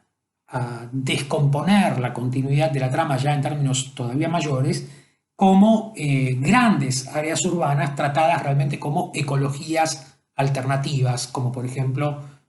sucede con el caso de Nordelta en los suburbios de la ciudad de Buenos Aires. Pero podemos reconocer todo el tiempo como estos fenómenos de las dinámicas de reorganización del suburbio a partir de corredores que vuelven dominante la relación centro-periferia y que de alguna manera introducen como estas organizaciones a modo de escalera, en el sentido que tienen como un par de líneas muy continuas en una dirección e interrumpen las líneas transversales, ¿no? Donde nosotros podríamos pensar cómo, muy concretamente, ¿no? Como empieza a haber organizaciones que tienen como un par de líneas que siguen manteniendo algún tipo de comunicabilidad y de organización urbana, pero entre esas líneas, ¿no? Cada tramo aparece completamente discontinuo y es improbable que encontremos continuidad de calles entre Puertos del Lago y la urbanización contigua del otro lado de la Ruta 25, supongamos, o lo que fuera, ¿no? Pero entendemos nosotros que esta dinámica de la organización a modo de ladder no es solo un problema de estas lógicas de la integración de la ciudad-jardín a la estructura del conurbano, ¿no? Bajo la forma de los barrios cerrados o los barrios de urbanización pública, como fue en su momento Ciudad Evita, sino que también, ¿no? hemos visto bastante de esto, como por ejemplo en el área de Lugano o Soldati, los corredores del ferrocarril o de la autopista Richieri o del Riachuelo o de la propia General Paz empiezan a producir cortes en el territorio donde entre esos puntos, mejor dicho, entre esas líneas que funcionan desvinculando las continuidades de la grilla, aparecen ahora organizaciones que establecen una discontinuidad bastante drástica con el resto de la grilla, como sucede, por ejemplo, con muchos de los barrios populares o villas en la ciudad de Buenos Aires y en todas las ciudades del área metropolitana, ¿no? Esto es el mapa de barrios populares del RENAVAP, del Registro Nacional de Barrios Populares, donde podemos reconocer de alguna manera estos fenómenos, ¿no? De trama rasgada. Fíjense cómo aparece con este problema de las trazas rojas y las trazas amarillas y cómo se va armando algo que no tiene la forma de una grilla continua, sino de una serie de bandas donde aparecen grandes interrupciones por momentos, ¿no? De muy diversas formas, que tienen que ver no solo con los barrios populares, sino en algunos casos con las urbanizaciones experimentales desarrolladas por el propio gobierno, por los equipamientos deportivos, por áreas industriales, por lo que fuera, pero que justamente lo que hacen es poner en cuestión la continuidad del campo como superficie y producir una lectura donde justamente ese balance de continuidad y discontinuidad se vuelve más complejo y establece todo el tiempo una tensión entre lo local y lo general. Esto a la vez tiene que ver con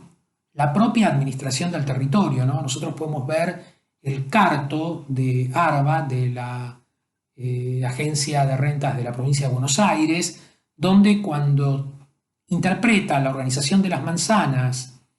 los catastros como determinación del parcelamiento y la organización y el ordenamiento de la propiedad, pero a la vez de la administración, ¿no?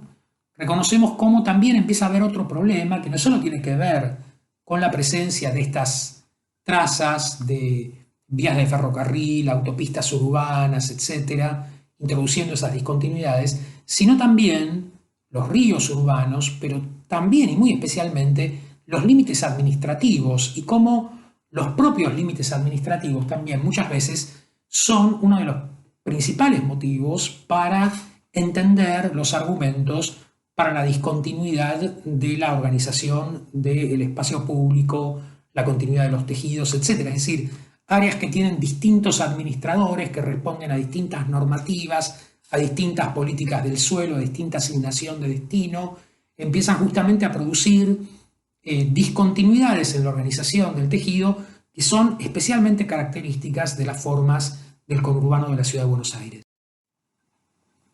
¿no? La manera en la cual se van produciendo estas tensiones entre líneas negras, que son los cortes administrativos, líneas blancas, que son las trazas de las grandes infraestructuras, líneas azules, que son las trazas de los ríos urbanos. Todo esto, ¿no?, es lo que tiende a configurar de alguna manera esta muy dificultosa comprensión de la continuidad de la organización urbana y esta muy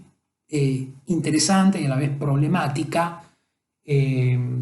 posibilidad de interpretar cuál es la forma dominante, cómo interpretar a esta forma, desde cómo entender la relación que se establece entre la fragmentación de las lógicas de organización y su continuidad, ¿no? ¿Cuál es el modelo adecuado, cuál es el concepto adecuado que nos permite comprender estas organizaciones? Dice Pope en Ladders, ¿no? Mostraremos que una reciente erosión radical de la grilla ha alterado la relación convencional entre espacio urbano contemporáneo y forma construida. Esta transformación de la grilla ha traído consigo no solo la primacía del espacio, sino una dramática marcha atrás en las propiedades organizativas de la grilla tradicional y el surgimiento de una forma de organización urbana distinta y característica a la que denominaremos ladder, ¿no? Lo que dice él es que esto es lo que trae, él lo llama una primacía del espacio. ¿Qué querría decir una primacía del espacio en este caso? Bueno, es como determinadas áreas metropolitanas, buena parte de las áreas metropolitanas, sobre todo las suburbanas, están dominadas por el vacío, ¿no? Es decir, por la difícil determinación del comportamiento del tejido a partir de la asociación cuidada de espacio público y edificación. Lo que empieza a dominar la organización de la forma urbana en esos territorios de los suburbios afectados por estas dinámicas es sobre todo la idea de un espacio liberado donde la cualificación de la forma no está dada por la relación íntima entre edificación y espacio público.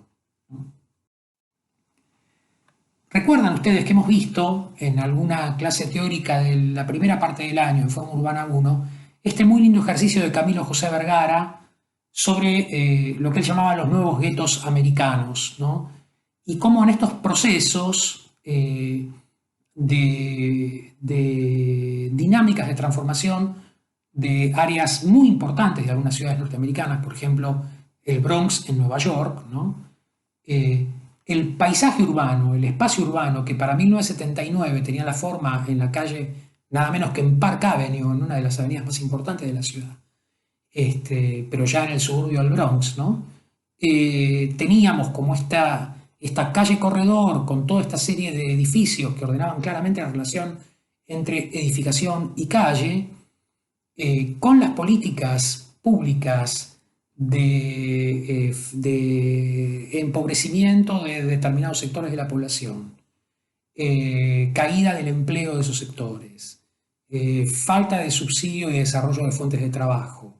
y tendencia a incrementar el valor del suelo y volver impagables el uso del suelo a futuro para estos propietarios. Estas casas terminan viniéndose abajo, los propietarios terminan yéndose y lo que viene es alguien que compra a un precio muy bajo ese suelo y lo que construye es un playón con un depósito para arreglar autos, supongamos. Lo que tiende a producir es, como bien señala Pope, un cambio cualitativo en el comportamiento del espacio urbano. Ya la calle no aparece definida por esta relación íntima edificación-calle, sino que aparece definida por el vacío, ¿no?, producto de la demolición de las casas que preexistían en este caso.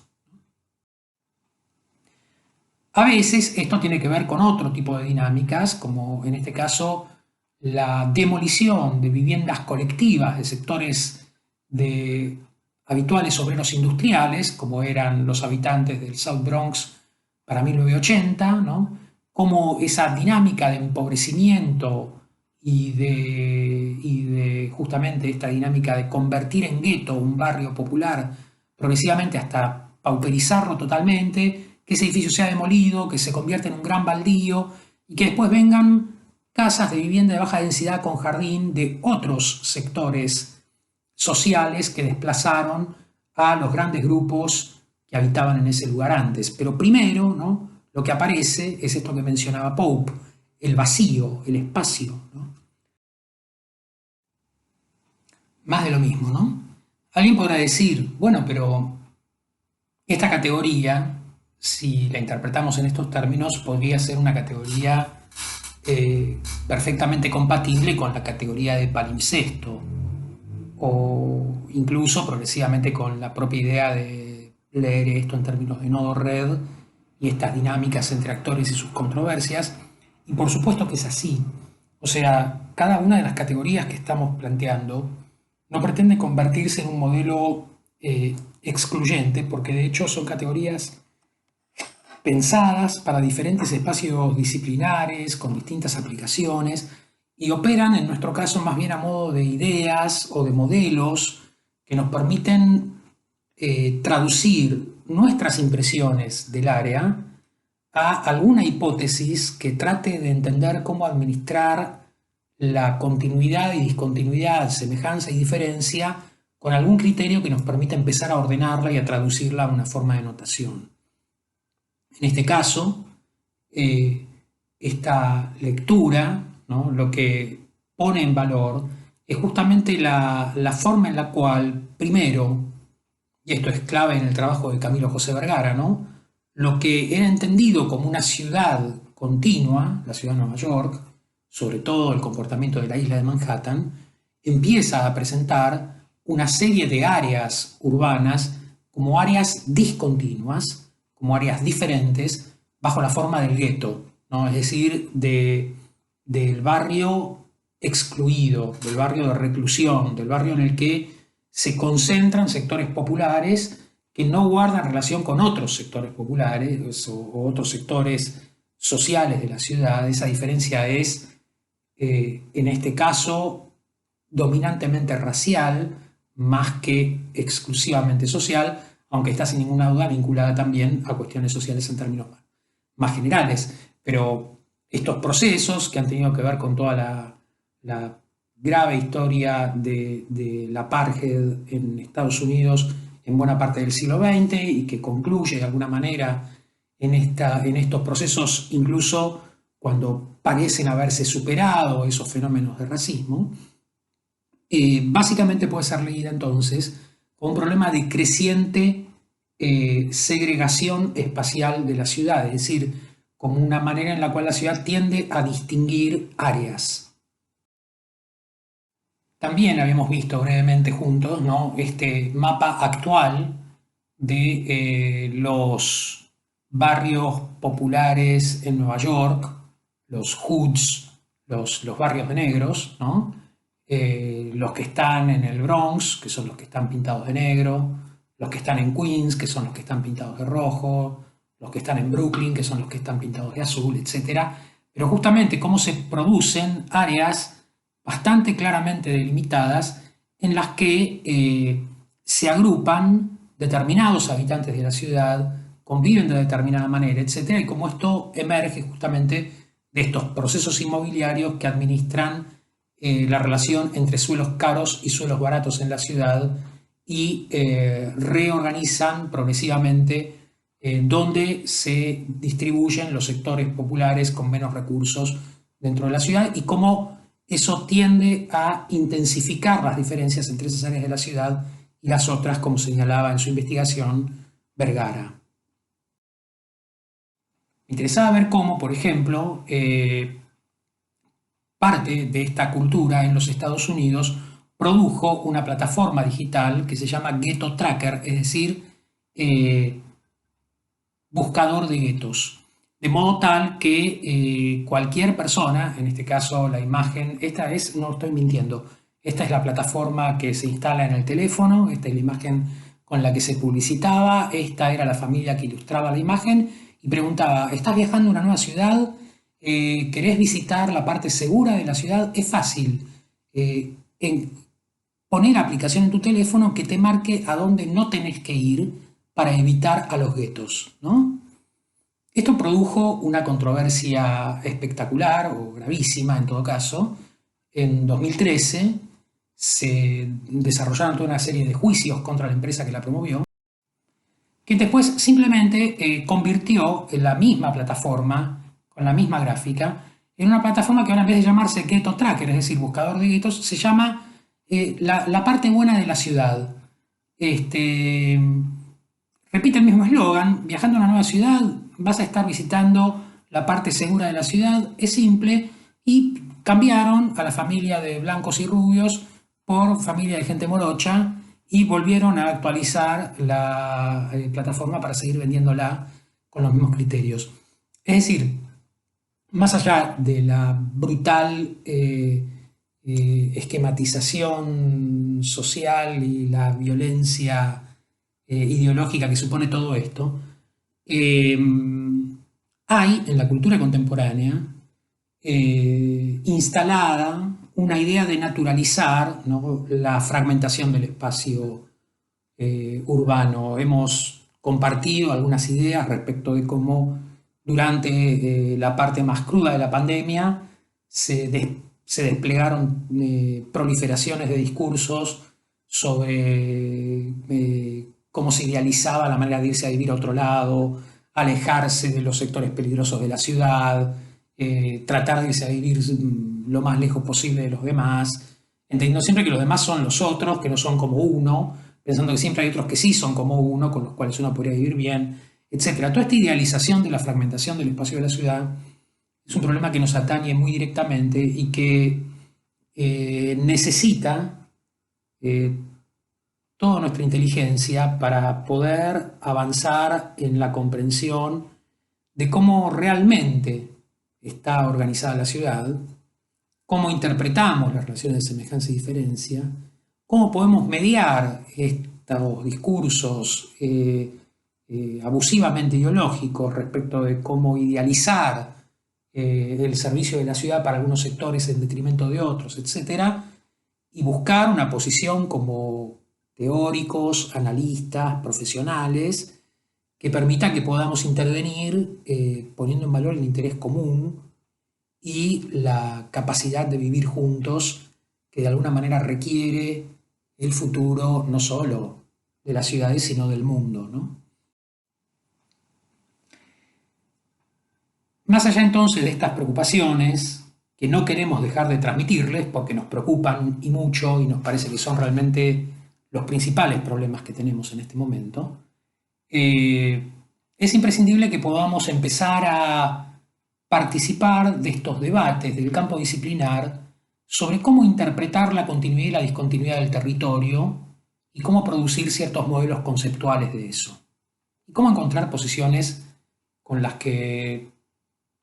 nos sintamos cómodos y de alguna manera entendamos que interpretan nuestra manera de pensar estos problemas. Por eso la bibliografía es bastante amplia, propone muchos modelos y de alguna manera los invitamos a que efectivamente los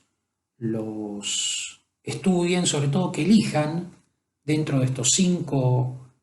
modelos teóricos que hemos propuesto: campo, red, palimpsesto, trama rasgada, ecología. Bueno, buscar de alguna manera cuál es el que interpretan ustedes que les puede resultar más útil para apoyar el trabajo que están haciendo, que cada uno pueda leer con cuidado uno de estos artículos. Para eso pueden acceder a las 5 fichas, repasarlas rápidamente, apoyarse en lo que presentamos en la teórica, van las fichas para decidir, bueno, entonces para lo que estamos estudiando nosotros, lo que más nos puede servir es leer este artículo. Ustedes están trabajando en equipo, puede cada estudiante decidir leer un artículo diferente o todos el mismo. Esto es cuestión que vale la pena que lo decidan a escala del equipo, ¿no? Los artículos son estos que ya les hemos presentado, ¿no? Están accesibles en la página web. Y a partir de esto, ¿no?, los invitamos de alguna manera a empezar a trabajar en el trabajo práctico 3. Ese trabajo práctico lo vamos a llamar mapa de controversias, entendiendo que no solo debiera mapear las cosas, sino las relaciones entre las cosas, ¿no? Es decir, volver a dibujar un documento cartográfico del área, pero ahora tratando de entender sobre todo cómo se administran estas relaciones de continuidad y discontinuidad, y sobre todo cómo se despliegan estas fuerzas transformadoras y dónde reconocemos estas controversias sobre las que de alguna manera hace falta producir alguna comprensión o alguna imaginación, ¿no? Cada estudiante desarrollará en una lámina tamaño A2 un dibujo cartográfico actualizando el TP1 de acuerdo con los modelos teóricos definidos en la bibliografía, en esta que charlamos recién, con el modelo que consideren oportuno. Cada uno de ustedes puede elegir uno de estos textos, ¿no?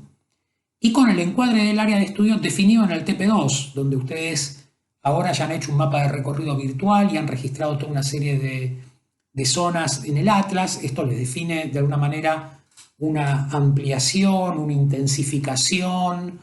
un recorte del área de estudio, depende en cada caso. La delimitación del área de trabajo deberá ser coordinada con los demás integrantes del equipo para que los documentos individuales puedan ensamblarse en un único documento mayor,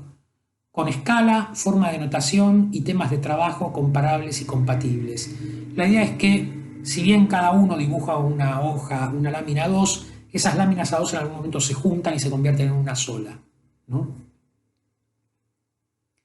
La técnica de notación debe integrar la relación entre tejidos arquitectónicos, infraestructuras y naturalezas. No puede dibujar solo una de esas tres cosas, debe dibujar siempre las tres. Y definir una interpretación estratégica de la organización de las partes a partir de la bibliografía. O sea, es decir, a partir de la bibliografía debiéramos poder leer esto prestando la atención especialmente a algún tipo de organización. La bibliografía va a tratar de ayudarnos a conceptualizar cómo creemos que está organizada el área. No hace falta que todo esté dibujado a la manera de un ejemplo de un libro, sino que lo que hace falta es que tratemos de conceptualizar cómo está organizada esta área de estudio, ¿no? Y a partir de eso, como decir, bueno, me sirven estos dos conceptos y trato de dibujar la relación entre estos dos conceptos, o me sirve uno y trato de representar sobre todo este comportamiento. El dibujo debe permitirnos ver lo que no aparece representado en las cartografías disponibles del área, sus problemas organizativos, los materiales que se ocultan o ignoran, las discontinuidades y continuidades que no se evidencian y especialmente las controversias en sus dinámicas de transformación. Es decir, el dibujo no debiera reproducir los planos que ya existen, debiera ser un modo de poner en valor lo que estamos descubriendo al hacer el trabajo, ¿no? La técnica es libre, supone sin ninguna duda actualizar y completar las técnicas gráficas que ya empleamos en el TP1, especialmente empleando muy atentamente la parametrización de la línea y la superficie, cómo usar el color, el valor, el espesor, la transparencia, para administrar semejanzas, diferencias, continuidades y discontinuidades. El ejercicio es producir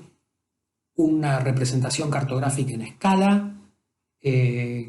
retomando cosas que ya han planteado en el TP1, pero actualizándolas después de haber hecho el TP2 y sobre todo generando un debate